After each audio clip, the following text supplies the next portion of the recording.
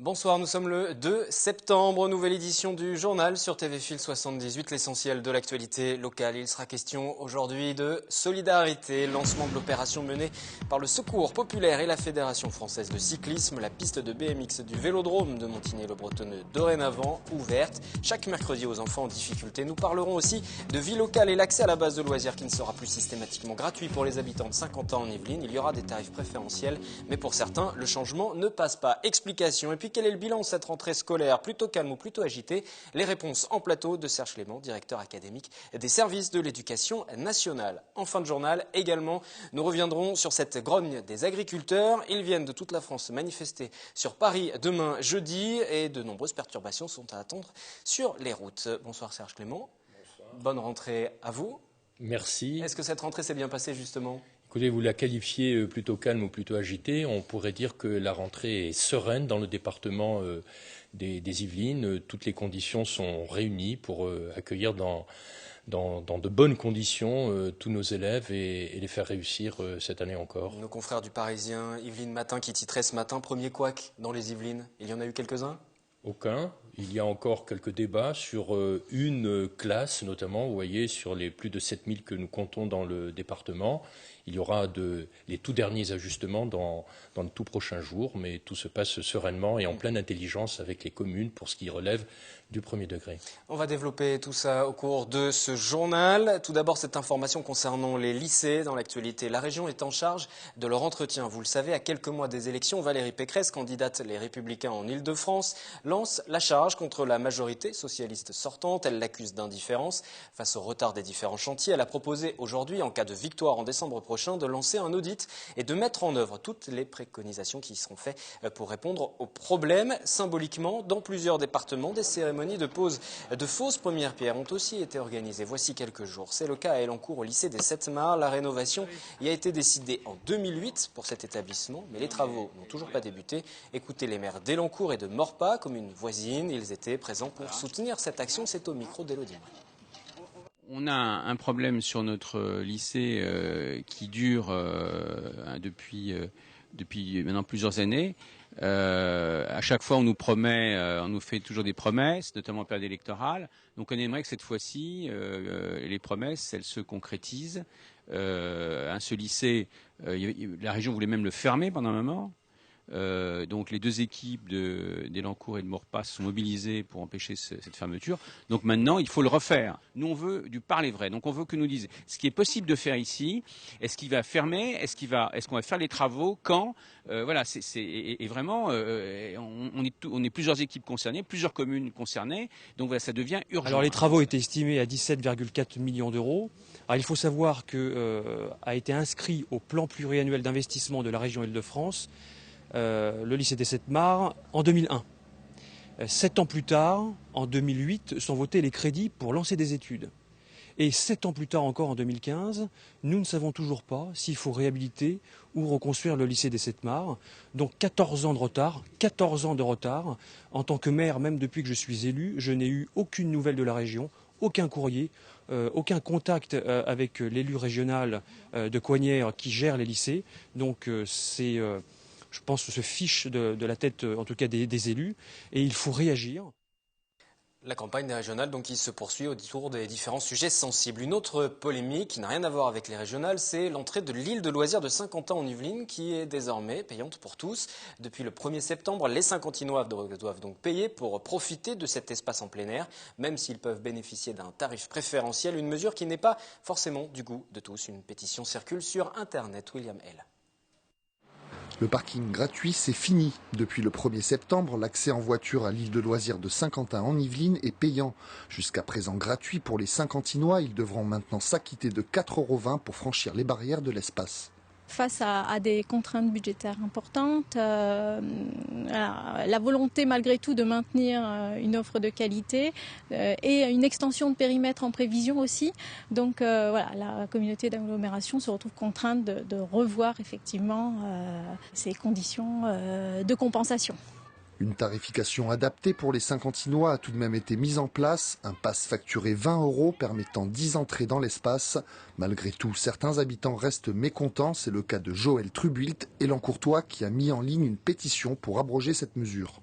Parce que cette base de loisirs a été mise en place par la ville de Saint-Quentin, avec les impôts de la ville de Saint-Quentin, bon, avec des aides régionales et autres, mais l'assise du financement, c'était Saint-Quentin-en-Yvelines.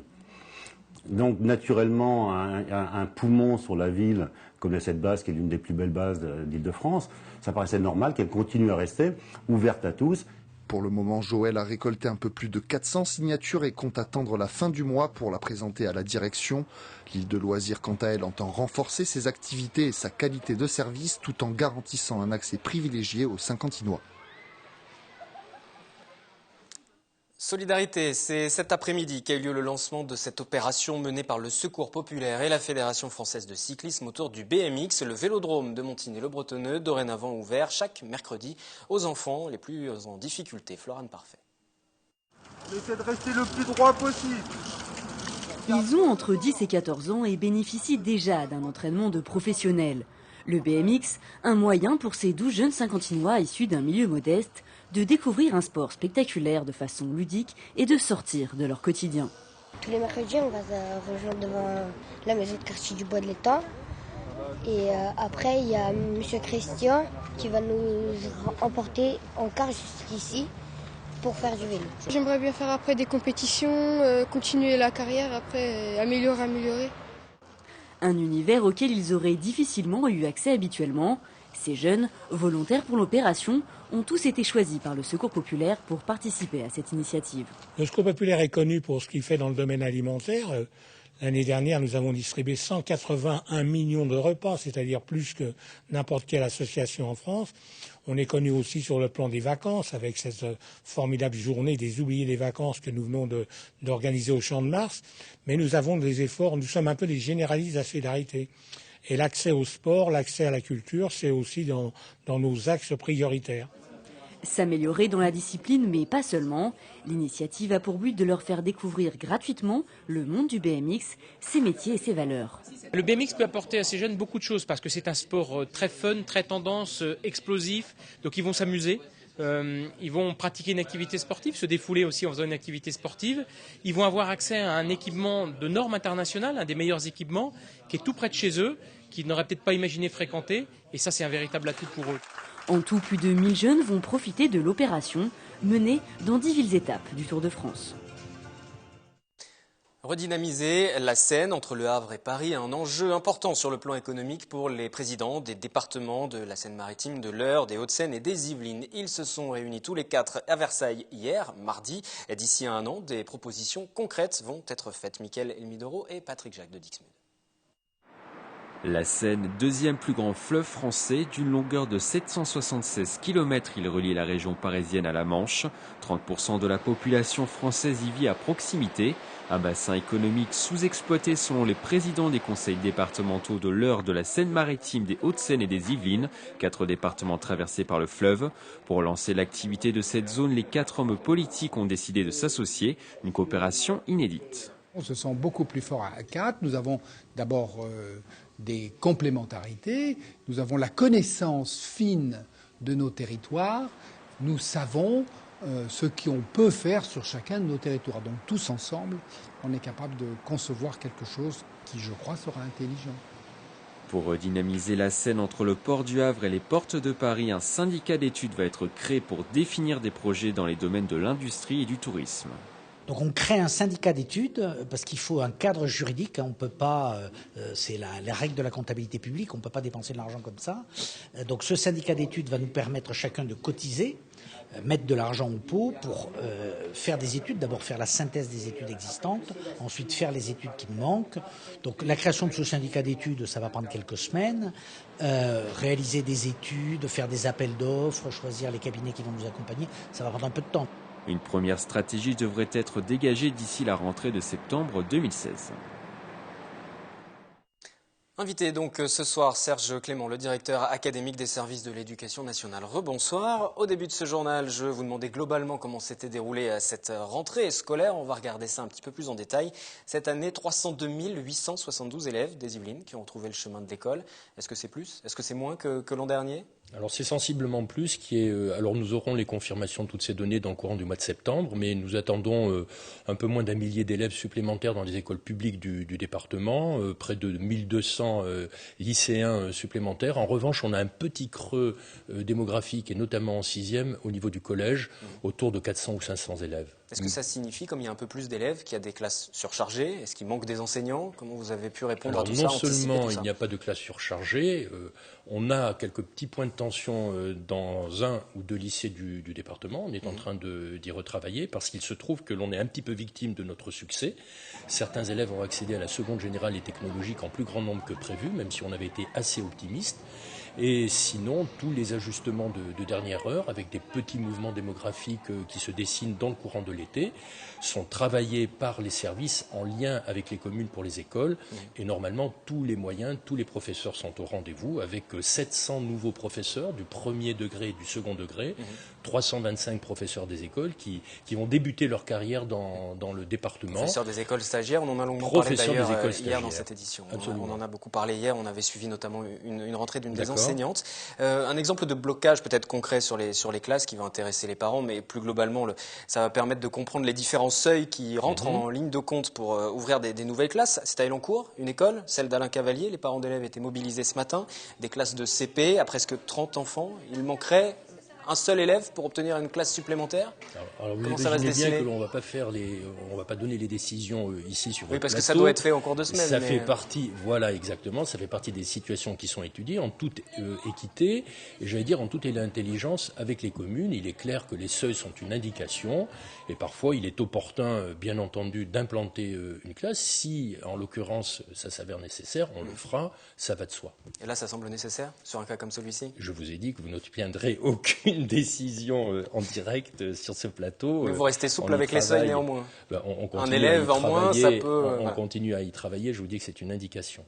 Au-delà de ces différents enjeux d'ouverture de classe, quels sont les enjeux globalement de la rentrée cette année pour vous? C'est une rentrée riche et puis une année scolaire qui sera assez dense puisque cette année, vous le savez, nous mettons en œuvre toutes les dispositions qui ont été prévues autour de l'éducation prioritaire avec l'installation des REP+, la généralisation. Ce sont 20 collèges et 41 écoles REP ou REP+, dans notre département qui vont aujourd'hui bénéficier pour partie de conditions renforcées, avec également la mise en place des programmes de la maternelle. La maternelle devient un cycle à part entière au sein de l'école primaire et également aussi la réflexion qui va s'engager autour de la réforme du collège. Vous le savez qu'elle est actuellement en voie de finalisation, avec également un travail sur les programmes qui courent du cycle 2 jusqu'au cycle 4, autrement dit du CP jusqu'à la classe de 3e,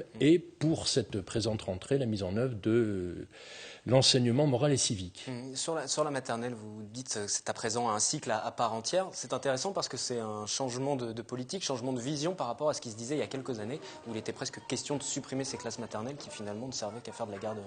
Alors il n'était pas question de les supprimer parce que l'école maternelle française... Non, l'école maternelle française a toujours été reconnue pour la qualité des enseignements et de la prise en charge de ses enfants. On essaie de mieux prendre en compte les besoins des élèves dans leur diversité, de bien adapter toutes les pédagogies et les approches des apprentissages en favorisant à la fois toute l'expression, l'acquisition du langage oral et écrit, mais par des méthodes qui sont parfaitement adaptées, avec notamment un travail sur la motricité des élèves, sur le vivre ensemble, et en insistant aussi sur la scolarisation précoce dans les quartiers où les familles sont les plus éloignées de l'école et des exigences. Donc tout cela est conforté, renforcé, avec, j'insiste, sur des ressources pédagogiques en grand nombre, prévues pour accompagner les professeurs dans leurs tâches. Sur les modifications de programme, cet enseignement moral et civique, ça va se décliner comment, d'une section à l'autre, d'un niveau à l'autre? Alors, on aura 1 heure dans toutes les classes dans le primaire par semaine, 1 heure tous les 15 jours dans les autres classes, avec la volonté, puisqu'on est tout de même dans la continuité de beaucoup d'actions menées dans les écoles, dans les collèges et dans les lycées à partir de l'enseignement de l'instruction civique. Et aujourd'hui, ce que l'on veut, c'est aussi mieux assurer la responsabilisation, l'engagement citoyen, comme on le dit, de nos élèves. Utiliser, par exemple, cette semaine de la presse pour renforcer l'éducation aux médias, à l'information, les inciter à prendre des responsabilités au sein du monde associatif et, à l'exemple de ce qui s'est fait déjà dans les lycées, favoriser aussi l'engagement associatif et la prise de responsabilité en collège. Et on installera les conseils de vie collégiennes qui seront un peu le pendant des conseils de vie lycéennes que l'on connaît déjà dans nos lycées, dans le département tout particulièrement. Une dernière question plus spécifique au département pour conclure cet entretien. Parmi les différentes nouveautés, en tout cas les efforts qui seront déployés cette année sur le numérique? Alors 2 axes, le numérique en fait partie. Nous avons la chance d'avoir dans ce département un conseil départemental qui est très engagé sur ce sujet. Nous essayons aussi d'accompagner les communes dans les choix à la fois de logiciels mais aussi en formant les personnels. Donc c'est l'utilisation des tablettes, recours aux tableaux numériques interactifs. Et puis en essayant de coordonner, j'allais dire, les efforts. C'est très bien réalisé dans des communautés de communes, mais on est attentif à l'ensemble du territoire. Et le deuxième volet sur lequel on insistera beaucoup cette année, c'est les apprentissages linguistiques. On veut améliorer la situation de l'enseignement linguistique, notamment en CP, où aujourd'hui un peu moins d'un élève sur 2 bénéficie de cet enseignement. L'objectif est d'être présent sur l'ensemble des classes du CP au CM2 et assurer cet enseignement sur l'ensemble du territoire. Merci Serge Clément, Merci directeur académique des services de l'éducation nationale dans le département des Yvelines pour ce premier bilan de la rentrée 2015. Éducation, toujours le recteur de l'Académie de Versailles vient de tenir sa conférence de presse cet après-midi. Parmi les différents points qui ont été abordés, la réforme des collèges. Elle doit rentrer en application 2016, mais la suppression d'une partie des classes bilingues et des options latin et grec a provoqué la colère. De même que la part d'autonomie accordée à aux établissements. Une grève des enseignants devrait avoir lieu le 17 septembre. On écoute le recteur.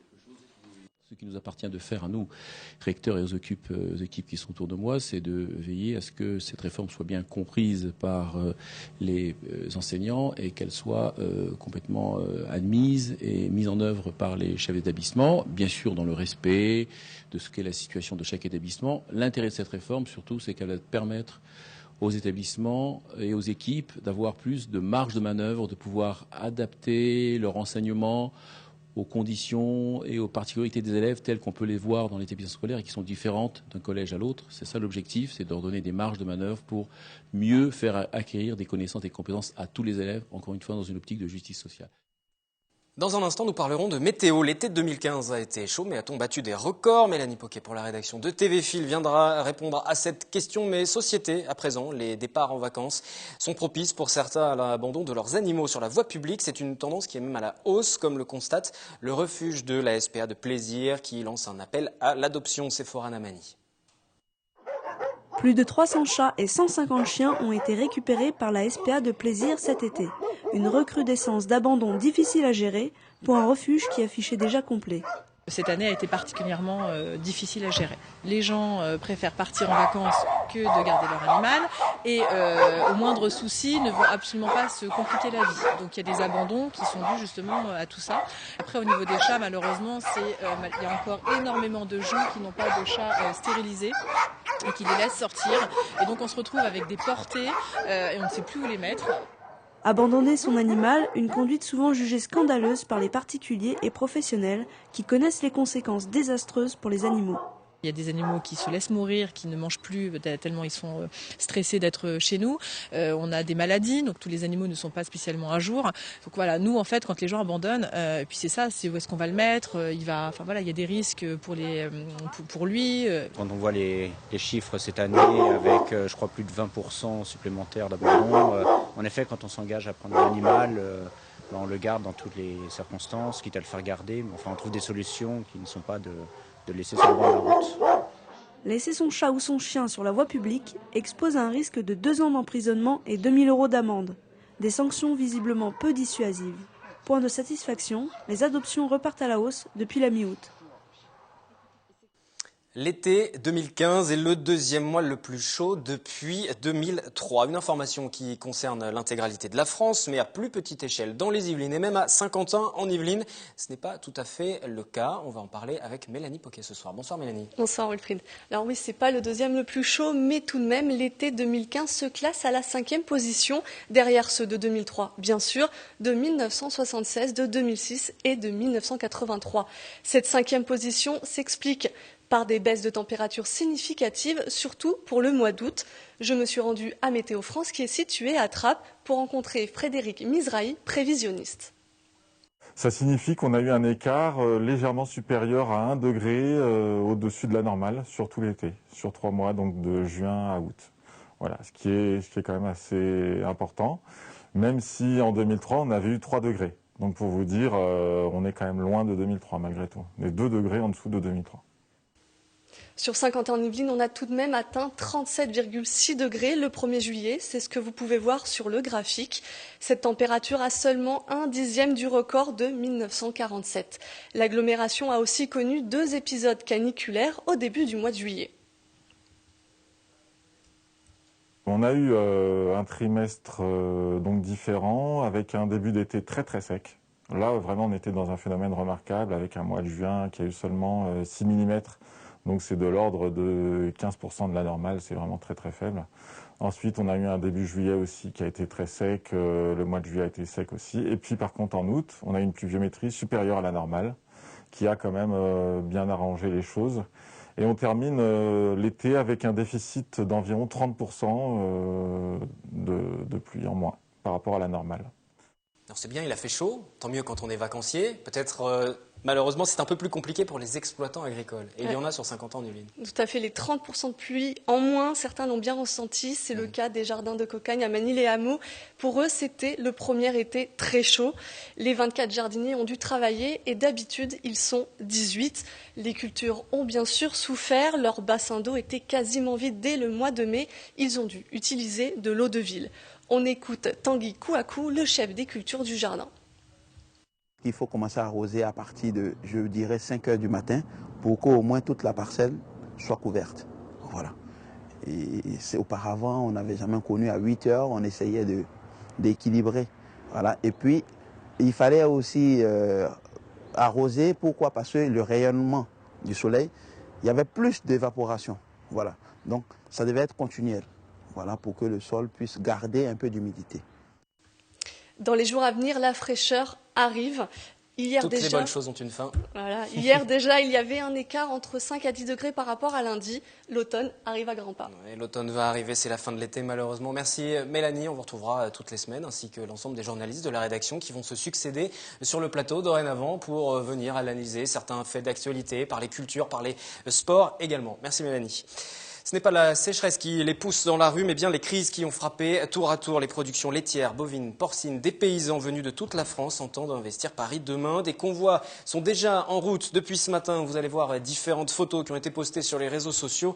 La préfecture des Yvelines a prévenu. La gêne sera sensible, principalement sur l'autoroute A10 depuis le péage de Saint-Arnoux, sur l'autoroute A13 depuis celui de Buchelet. Vous les voyez, ces photos des agriculteurs mobilisés. Et nous sommes en ligne à présent avec François Lecoq, le président de la FDSEA, Fédération d'agriculteurs sur le canton de Houdan. Bonsoir François Lecoq. Bonsoir monsieur, bonsoir. Voilà, vous serez demain sur le lieu de rassemblement de Bazinville dès 6 heures du matin. Que va-t-il se passer après? Comment vont s'organiser les différents convois sur le département? Eh bien, à partir de 7 heures du matin demain, donc un mouvement d'une quarantaine de tracteurs va partir de Bazinville, direction le triangle de Rocancourt. Et là, nous attendrons le convoi qui arrivera par l'autoroute A13 de Mantes pour nous diriger vers le périphérique de Paris. Le but, c'est bien évidemment de faire entendre votre colère. Alors expliquez-nous les attentes de cette mobilisation. Et peut-être un mot aussi pour les usagers aussi qui vont être bloqués. Alors pour les usagers, le but de la manifestation est bien entendu de soutenir l'élevage et aussi bien entendu de pouvoir aller jusqu'à Paris et de bloquer le moins possible les gens qui se rendent sur Paris. Donc nous circulerons sur une voie sur les nationales 12 et sur l'autoroute A13 jusqu'au périphérique. Après, bien entendu, quand les 1000 tracteurs ou 1500 tracteurs vont se retrouver sur le périphérique en direction de la porte de Vincennes, je pense que là, ça va être beaucoup plus difficile. Déjà que c'est difficile quand nous n'y sommes pas. C'est ça le problème. Au-delà de ça, sur le fond de vos revendications, expliquez-nous ce que vous en attendez de cette mobilisation, au-delà de la démonstration de force. Le fond de nos revendications, il est simple. Aujourd'hui, les céréaliers viennent en soutien à nos amis éleveurs. Nous avons besoin de l'élevage. Aujourd'hui, l'élevage va mal en France, comme la grande culture, du fait de trop de normes et de trop de réglementations. On a aujourd'hui des politiques français qui ont complètement oublié que l'agriculture est une activité économique et qu'il nous faut être concurrentiel, sinon nous ne tiendrons pas. Ça fait 10 ans qu'on leur répète. Ce n'est pas du dernier fait de François Hollande, il faut être honnête. Il y a beaucoup de temps que ça dure et qu'on empile des réglementations sans en retirer. Et aujourd'hui, l'agriculture est en difficulté, mais beaucoup d'entreprises autres que l'agriculture subissent les mêmes problèmes de normes et n'arrivent plus à être compétitives. Merci François Lecoq, représentant de la FDSEA, représentant des agriculteurs qui seront mobilisés demain. Ils sont déjà sur les routes pour certains puisqu'ils vont venir de toute la France. Nous reviendrons plus en détail demain sur la mobilisation et sur les conséquences aussi pour les usagers. Je vous le redis, la préfecture qui appelle à ne pas utiliser les routes demain pour se rendre dans la capitale et utiliser plutôt les transports en commun, le train bien évidemment de préférence. Demain également, dans votre journal d'actualité locale, le bilan de la saison touristique estivale. La saison qui a été bonne pour les professionnels. Château de Versailles, France Miniature Elancourt. Nous reviendrons sur les principaux chiffres de la fréquentation et je recevrai notamment les représentants du parc zoologique de Thoiry. L'exposition autour des dinosaures grandeur réelle a été un vrai succès. Elle va se prolonger tout au long du mois de septembre. Ce journal est à retrouver dès à présent sur notre site internet. Excellente soirée.